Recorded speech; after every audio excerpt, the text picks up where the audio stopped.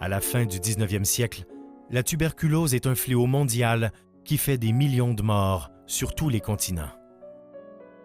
La maladie causée par le bacille de Koch, du nom de celui qui l'a découvert, s'attaque en particulier aux jeunes adultes des milieux urbains qui vivent en promiscuité.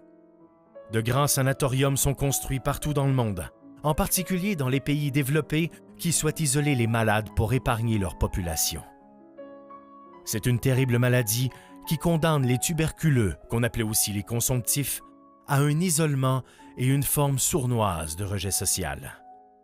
La tuberculose devient au début du 20e siècle la première cause de décès au Canada, en particulier au Québec. En 1904, Richard Turner, un des propriétaires des scieries entourant le lac Édouard, utilise l'ancienne maison du gardien du barrage sur la Batiscan comme chalet de pêche. Son fils, atteint de la tuberculose qui vient s'y reposer durant un été, se remet miraculeusement sur pied suite à son séjour au lac Édouard. Devant ce petit miracle, Turner y hébergera d'abord ses employés atteints de la maladie et la maison du gardien du barrage sera rapidement transformée en maison de soins. Bientôt, l'espace ne suffit plus à la demande. Richard Turner fonde avec des amis fortunés la Lake Edward Sanatorium Association qui ouvrira en 1909 avec un nouveau bâtiment, le Centre, d'une capacité de 26 patients. Situé à 400 mètres d'altitude sans aucune pollution atmosphérique, l'endroit est parfait pour y guérir la tuberculose, dont les seuls remèdes connus à l'époque sont le repos dans un cadre idyllique, des doses quotidiennes de grand air pur, une meilleure hygiène de vie et une saine alimentation. En 1914, le sanatorium est remis au gouvernement canadien à titre d'effort de guerre. L'armée canadienne y hébergera ses soldats atteints de la tuberculose et les gazés revenus du front.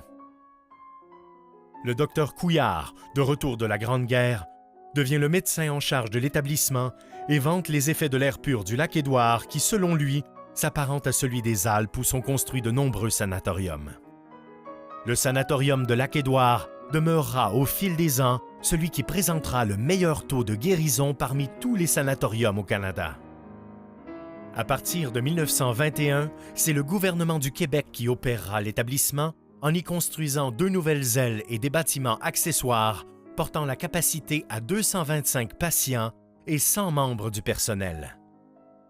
L'aile Sainte-Thérèse à l'ouest, puis l'aile Couillard à l'est viennent s'adjoindre au bâtiment central, ce qui formera un imposant complexe considéré comme le plus huppé des sanatoriums du Québec. C'est un véritable village autosuffisant qui se développe autour de l'établissement hospitalier sous la gouverne bienveillante des communautés de religieuses qui s'y succèdent pour prendre soin des malades. On y trouve une infirmerie, une buanderie, une chaufferie, une petite école pour les enfants des employés, une chapelle, un cinéma, une bibliothèque, des salles à manger, des terrains de croquet, des salles de repos et des grands jardins garnis de fleurs. Un château d'eau chauffé approvisionne en eau courante tout le petit village du sanatorium, même en hiver, un luxe très moderne pour l'époque. De grandes maisons sont construites jusqu'en 1925 pour y héberger entre autres les docteurs et leurs familles, l'intendant, l'infirmier en chef, les religieuses, les infirmières et le fermier. Une grande chaufferie industrielle relie les bâtiments entre eux par un tunnel souterrain, ce qui est très commun dans les sanatoriums de cette époque. En plus de servir à acheminer l'eau chaude qui permettait le chauffage de tous les bâtiments, les religieuses l'utilisent pour se rendre au travail pendant les rigoureux hivers des Laurentides boréales. Comme il était très important pour les malades au sanatorium de garder un bon moral et un espoir de guérison, on utilisait aussi ce tunnel pour évacuer discrètement de l'établissement les patients décédés sans que personne ne s'en rende compte, ce qui lui valut le surnom de tunnel de la mort.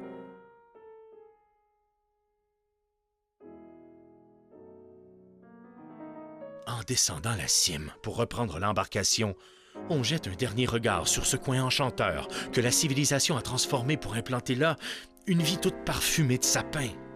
Tout naturellement, nous soupirons et disons « Il serait bon de faire la cure ici ».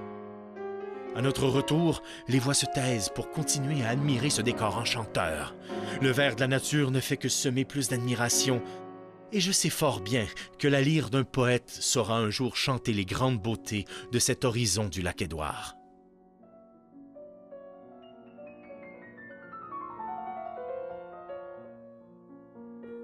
En 1943, un grand incendie ravage 2 bâtiments principaux, le centre et l'aile Sainte-Thérèse, qui disparaissent en fumée durant une nuit d'horreur. Les patients sont relocalisés dans les bâtiments restants et dans d'autres sanatoriums au Québec. Le sort du sanatorium de Lac-Édouard est scellé et rien ne sera plus jamais pareil.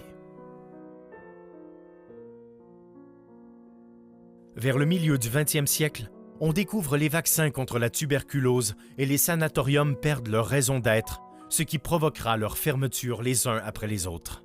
En 1968, le sanatorium de Lac-Édouard devient un centre de réadaptation pour les déficients intellectuels avant d'être transformé en base de plein air dans les années 80. Cette station touristique en pleine nature attirera près de 30 000 visiteurs par année et permettra de préserver le cachet historique des lieux dans son état d'origine. Au tournant du siècle, le site est fermé, puis abandonné pendant plusieurs années.